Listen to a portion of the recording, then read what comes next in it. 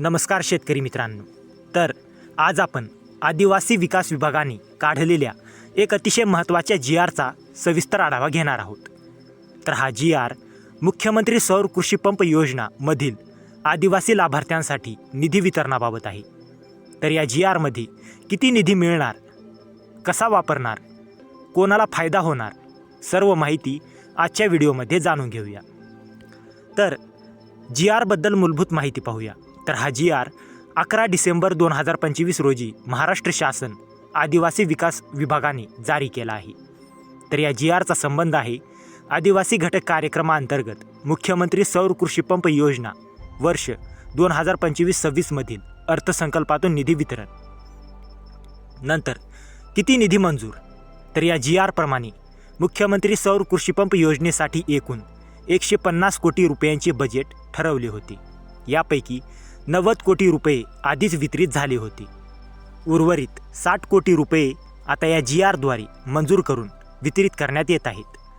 तर निधीचा सारांश पाहूया. तर एकूण तरतूद 150 कोटी, पूर्वी दिलेला निधी 90 कोटी आणि नवीन वितरित निधी 60 कोटी आदिवासी लाभार्थ्यांसाठी. तर हा निधी कोणासाठी वापरणार. तर हा निधी 100% आदिवासी शेतकऱ्यांसाठीच वापरण्यात येणार आहे. महावितरण कंपनी आणि महाऊर्जा यांच्या माध्यमातून आदिवासी लाभार्थ्यांसाठी सौर कृषी पंप बसविण्याची प्रक्रिया राबवली जाते.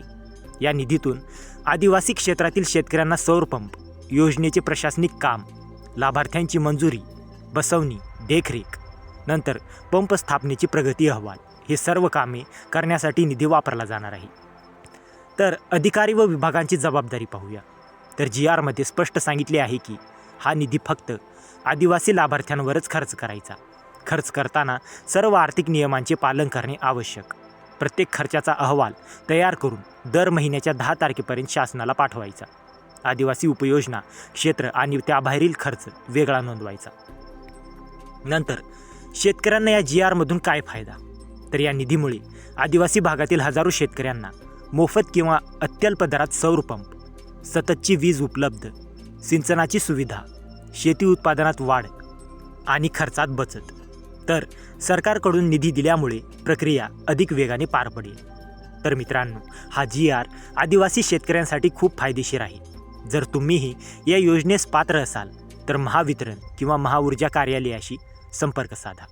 तर मित्रांनो, जर तुम्हाला हा व्हिडिओ उपयुक्त वाटला असेल तर व्हिडिओला लाईक करा, शेअर करा आणि अशाच महत्त्वाच्या GR अपडेट्ससाठी आपल्या चॅनलला सबस्क्राईब करा.